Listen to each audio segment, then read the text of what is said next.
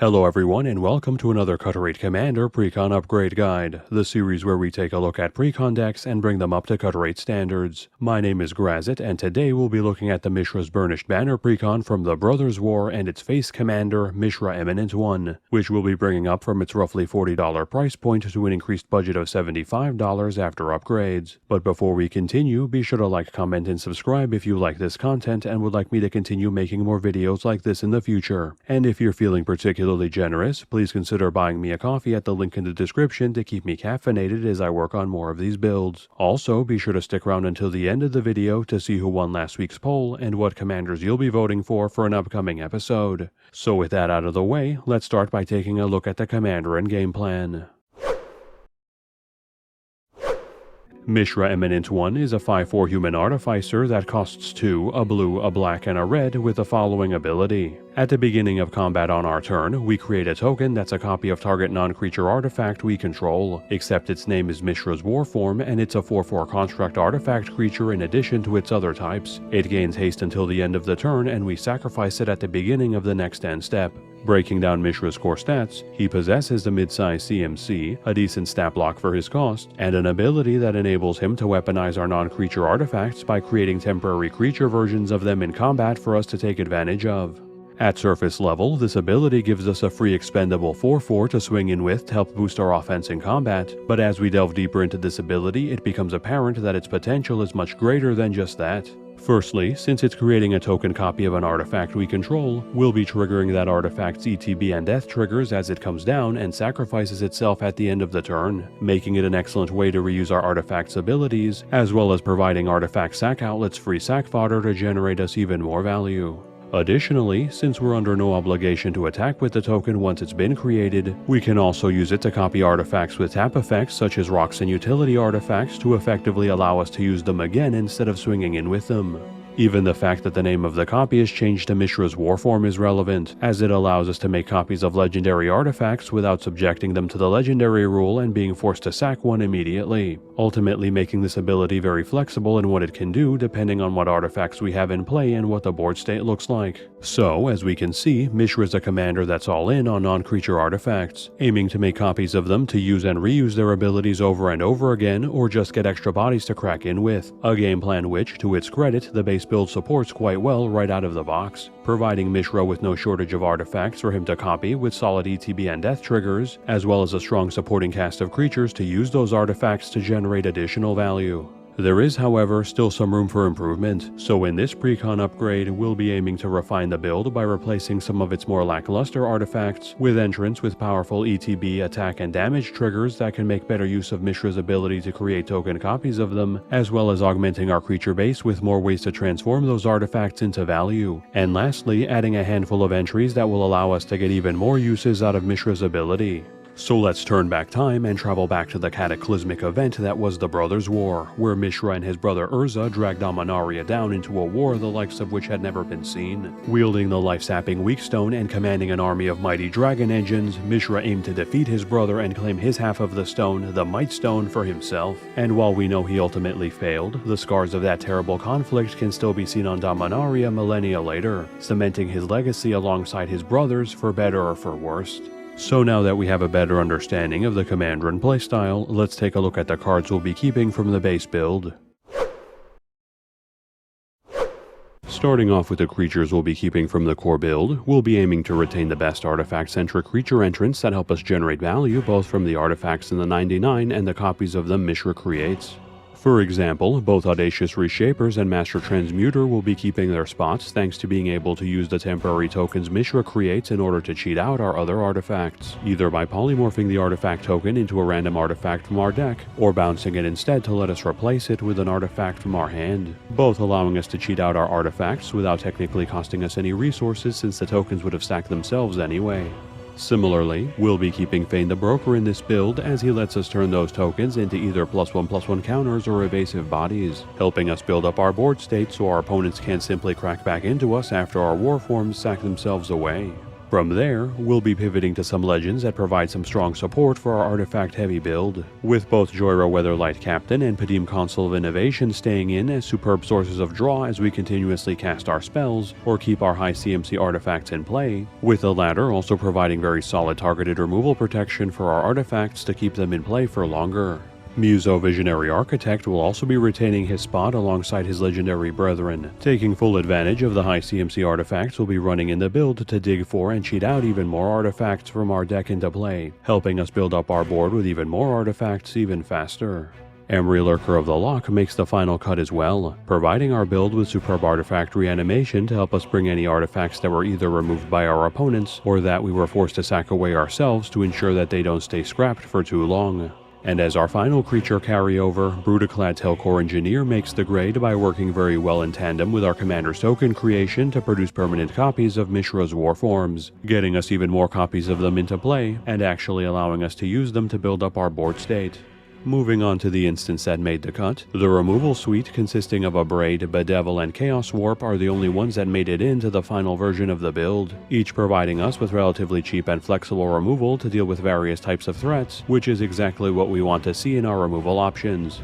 Similarly, we only have a small number of sorceries that made it in from the core build as well, though to be fair it only had a handful to begin with Feed the Swarm providing some more flexible removal to deal with pesky creatures and enchantments, Thoughtcast serving as a decent source of card advantage that we can often cast for a single mana, and a Tertiar's Devastation and Blasphemous Act fulfilling the role of board wipes in the build quite nicely. The former through its non-destruction removal that scales with our artifacts in play and giving us the option to upcast it to create power stones if we need more ramp, and the latter usually leveling the board on the cheap if things have gotten completely out of control so we can start rebuilding our boards immediately after the dust settles. And with no enchantments to go over, since the base build didn't include any, we move on to the heart and soul of the deck, its artifacts. Beginning with our ramp package, we'll of course be keeping both Soul Ring and Wayfarer's Bauble since they provide excellent ramp on their own and make excellent targets for Mishra to create token copies of to ramp us even more, as well as the Mana Rocks Arcane Signet, Dimir Signet, Rakdos Signet, and Felwar Stone, all of which provide cheap and effective ramp that help us get to our commander and higher CMC artifacts as quickly as possible.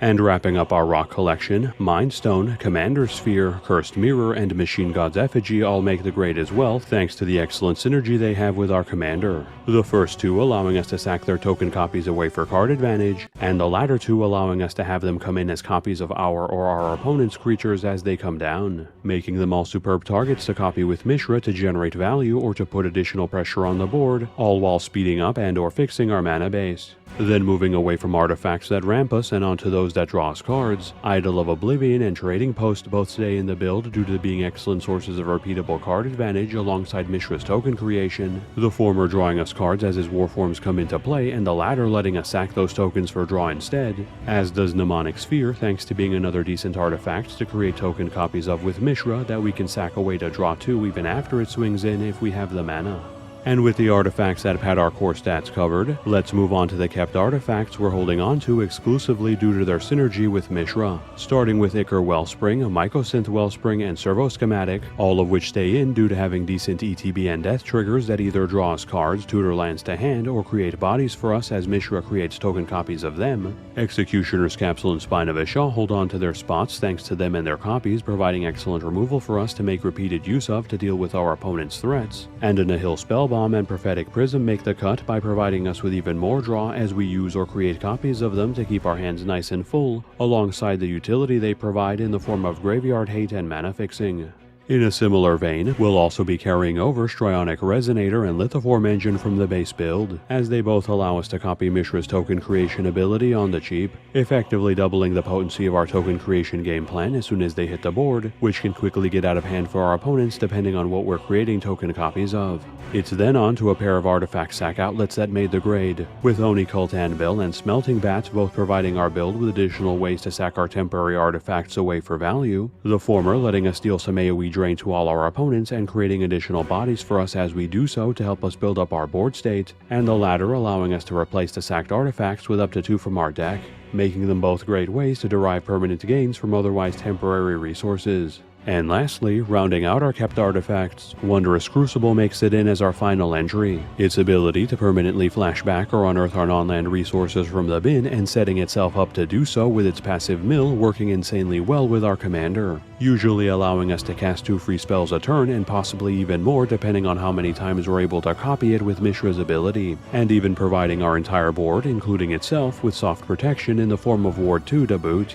Then skipping over Planeswalkers, as the base build has none to carry over, we finally reach our land base holdovers, starting off with the OG artifact lands Great Furnace, Seat of Synod, and Vault of Whispers, along with the newer indestructible artifact dual lands Drossforged Bridge, Mistvault Bridge, and Silver Bluff Bridge, all of which will be staying in thanks to the synergy they have with our artifact payoffs and sack outlets, and, at worst, can still be targeted by Mishra to create token copies of them if we have no other artifacts at our disposal. Command Tower will of course also be keeping its position alongside the slower but still reliable Crumbling Necropolis and Path of Ancestry, all of which can tap for all our colors to provide some excellent fixing, and the last also providing some solid card selection as we cast our decent number of Artificers to help smooth out our draws. Exotic Orchard stays in as well thanks to being a land that comes into play untapped that can usually tap for at least one of our colors to help fix us without slowing us down.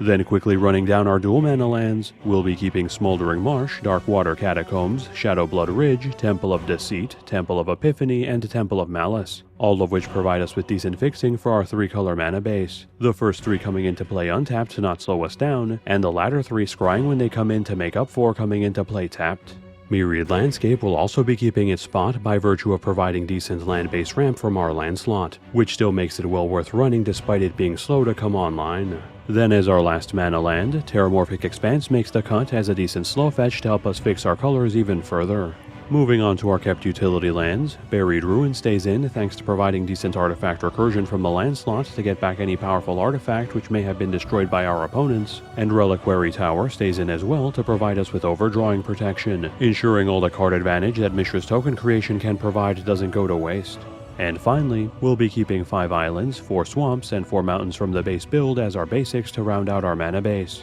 That leaves us with a final tally of 74 cards, including basic lands we'll be keeping from the base build, leaving us with 26 cards to replace. So, now that we've covered all the cards that made the cut from the core build, let's move on to our upgrades.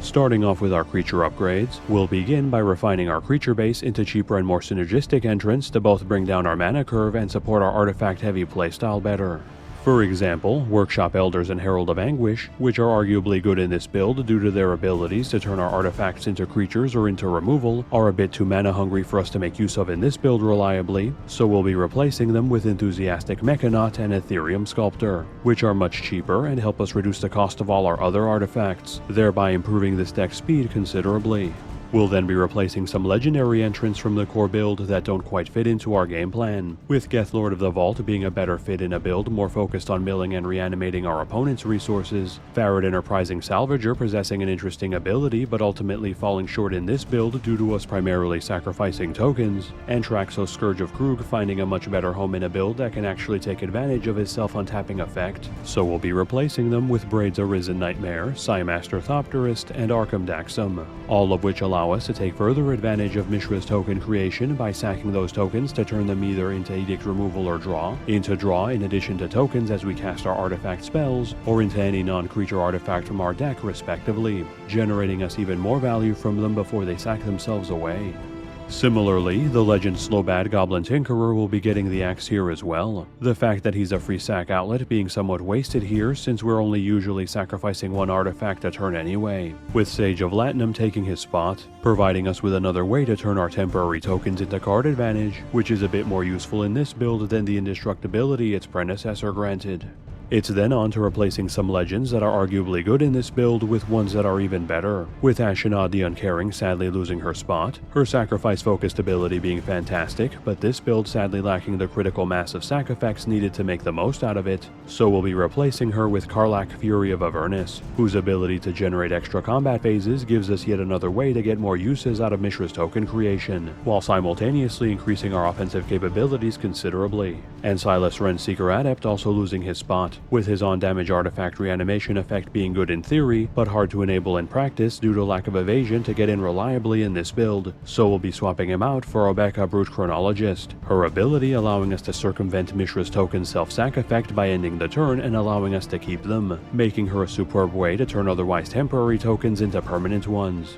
And as our last creature upgrade, we'll be swapping out Metalwork Colossus, which is a decent include but only really provides a big body with no reliable way to get in for damage, and putting in Scrap Trawler in its place, providing us with some excellent passive artifact recursion as our artifacts and artifact tokens are sacked away or destroyed, making it that much easier to keep getting our artifacts back from the bin over and over again. Then skipping straight to our new Lone Enchantment edition, we'll be axing Faithless Looting, whose twice per game card selection and graveyard setup are solid but not really useful in this build since we have plenty of proper card advantage and not a whole lot of graveyard synergies, and giving it spot to Determined Iteration, which synergizes spectacularly with Mishra's token creation to create even more copies of the Warforms he creates for even more value and offensive capability. It's then on to the category with the most upgrades, the artifact slot, which will start off by adding a wide selection of artifacts that are excellent targets for Mishra's token creation. Firstly, we'll be cutting Galinta Raker and Hellkite Igniter, both of which are admittedly solid evasive threats that work well with artifacts, but just don't work very well with Mishra, who's far more interested in non-creature artifacts, and adding in the vehicles Night Scythe and Thunderhawk Gunship, both of which are also evasive when Mishra turns them into creatures, in addition to helping build up our board presence when they ETB and as we create copies of them thanks to the tokens they create, the latter also serving as an excellent Alpha Strike enabler thanks to granting AoE flying to our entire board as it swings in as well. Continuing on the vehicle trend, we'll be cutting Blast Furnace Hellkite, which is another impressive dragon that will likely find a better home in a combat control build thanks to its board-wide double strike granting, and replacing it with Sky Sovereign Console Flagship, whose Warform is a 4/4 evasive body that can deal 6 damage a turn to our opponent's creatures or planeswalkers as it comes into play and attacks, and that's not even considering we can still crew the original for an additional 3 damage as it swings in on an even bigger evasive body, making it an excellent source of repeatable removal and evasive damage. Scavenging Brawler and Mirror Works are then the next to go, their effects being decent enough but not really shining in this build, so we'll be giving their spots to Weatherlight and Nautiloid Ship, giving us even more evasive vehicles, this time with powerful damage focused abilities for us to make use of, the former providing solid card advantage that synergizes with our artifacts and surprising amount of legendary creatures to help keep our hands topped off, while the latter's an excellent source of graveyard hate as it comes down, and even tacks on some free enemy creature reanimation as it swings in to help shore up our board states. And then as our last pair of vehicle additions, we'll be cutting Thirst for Knowledge and Expressive Iteration, both of which are fine sources of card advantage but whose lack of being artifacts themselves makes them less desirable in this build, and adding in the heavy-hitting AoE burn-focused Knight Paladin and Reaver Titan in their place, providing our build with the huge stat blocks from the original vehicles as we crew them and a substantial amount of burn to all our opponents as their copies come into play or swing in, putting a clock on the game as soon as they come down and closing it even faster as we get more copies of them into play. From there, we'll be replacing some of the larger mana rocks from the core build with some sources of mana that also have some more utilitarian applications, with Hedron Archive and Dreamstone Hedron being axed in favor of the Mightstone and Weakstone and Coveted Jewel, both of which still ramp us and whose ETB effects are much better fits in this build to provide us with more reliable removal and or draw as we create copies of them.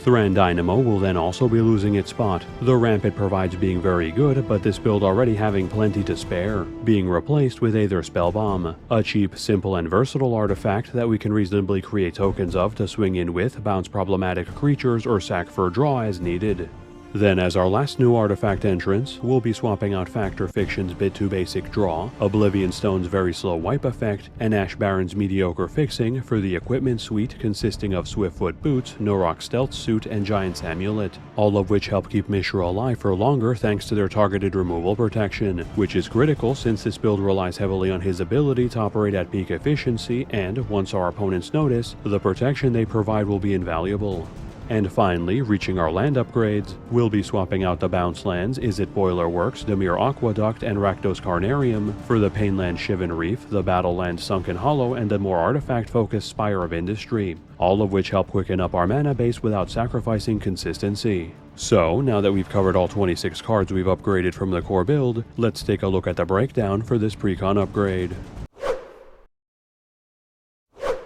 This deck currently has 19 creatures including the commander, 3 instants, 4 sorceries, 1 enchantment, 37 artifacts, 0 planeswalkers, and 36 lands. Looking at the stats that matter to our game plan, we have a total of 49 cards that are considered artifacts, 23 cards that care about artifacts, 17 cards that let us sack artifacts or artifacts that can sack themselves, 15 artifacts with ETB effects, 3 artifacts with on-death effects, 5 artifacts with on-attack or on-damage effects, 6 cards that amplify our commander's ability in some fashion, and 4 cards that protect our creatures from targeted removal, giving us an enormous amount of artifacts and payoffs for them to work alongside Mishra's ability, lots of ways to sack the temporary tokens he creates for us for additional value, while the tokens themselves generate value as they ETB attack in and die, and a handful of ways to amplify Mishra's ability and keep him alive so he can fuel our game plan more effectively for longer. For general deck stats, we have 17 ramp sources, 12 card draw sources, 10 targeted removal sources, and 2 board wipes. Our ramp being slightly higher than normal since we need to get to Mishra as quickly as possible to fuel our game plan, with our other stats falling within more typical ratios. Looking at our mana curve, we have 6 1-drops, 21 2-drops, 12 3-drops, 12 4-drops, 6 5-drops, 3 6-drops, 3 7-drops, and 1 9-drop. Leaving us with a mid-weight curve that aims to ramp hard early, getting some value-centric artifacts on board quickly, followed by Mishra to generate even more value as he creates copies of them, until we finally get to our top-end artifacts and ways to amplify Mishra's token creation to completely take over the game with multiple copies of our most powerful artifacts. The final price of this build then comes out to be $75.01 after upgrades. This price does not include tax and assumes that the price you paid for the Precon was $40. The price of the cards was calculated by using the cheapest listed marketplace price on TCG Player at the time of this recording. For side grades, if you don't fancy the Warhammer 40k vehicles we included in this build, we can easily swap them out for Disciple of the Vault, Reckless Fireweaver, Ingenious Artillerist, and Marionette Master, all of which provide some solid burns to our build as our artifact tokens enter and or leave play, and we can use the money we save to swap out Sage of Latinum for Goblin Engineer instead to add some additional consistency to the build with its graveyard tutoring and artifact reanimation. And as a side note, if you want to be particularly ruthless to your playgroup, we can swap out Nautiloid Ship and Sky Sovereign console flagship for Gonti's Aetherheart and Ugin's Nexus to easily allow us to take infinite turns, the former doing so by just us playing an artifact each turn, and the latter doing so by bouncing the original back to hand before the token copy sacks itself. Both things this deck can do relatively easily but won't earn you any friends at the table. Then for further upgrades, swapping out Giant's Amulet for Lightning Greaves will provide Mishra with much faster protection from targeted removal thanks to its free equip cost. Fane the Broker can be exchanged for Sundial of the Infinite to provide the build with yet another way to turn our temporary tokens into permanent ones by ending the turn. Emery Lurker of the Loch can be replaced with Goblin Welder to provide us with a free sack outlet that recovers our artifacts from the bin. Coveted Jewel can be cut in favor of Bloodthirster to provide Mishra with more combat phases and therefore more opportunities to create token copies of our artifacts at no mana cost. And if we don't mind committing a lore foul, we can replace Oni Cult Anvil with Urza Lord High Artificer to provide the build with a superb source of artifact-based ramp, and a way to turn that ramp into free spells to fuel our game plan even further. And finally, swapping out Myriad Landscape for Mishra's Workshop will provide us with even more ramp for our artifact-heavy build, provided that paying for our artifacts is more important to us than paying our bills for the next few months. Thanks everyone for sticking around until the end of the video. Before we continue, I'd first like to give a big thanks to the channel subscribers for helping us crack both the 8K and 8.1K subscriber milestones. It's still astonishing to me how quickly this channel's been growing, and it's all thanks to all of your support, so thank you for getting us to these milestones and hopefully many more. Now taking a look at the results of last week's poll, it looks like Ashenod the Uncaring was able to handily claim the top spot in a landslide victory, so look forward to a sacrifice-themed build featuring her next week. Then moving on to this week's poll, it's time to start tackling some of the new legendaries from the main set. So this week's contenders will consist of the bird and beast-loving Tuanos the Toymaker, the controller of dragon engines Mishra Tamer of Makfawa, and the scholar of artifacts Drafna founder of Latinum. Please cast your vote in the community tab, link in the description, and let me know in the comments who you voted for and what commanders you want to see from the Brothers War in future polls. And before we close out, again, be sure to like, comment, and subscribe if you haven't done so already, as this channel cannot grow without your support. And if you feel like showing your thanks by keeping me caffeinated while I make these videos, please consider buying me a coffee at the link in the description. And speaking of which, I'd like to thank Sahir21 for another generous donation. Thanks for the coffee, Sahir21, and thank you for supporting the channel. And if any of you would like to support the channel in a different way, feel free to check out the other deck techs floating around my head if you'd like to see the latest builds, or click on the link above for a playlist of all the Cut Rate Commander episodes I've made so far. And with that, have a good one folks, and stay safe.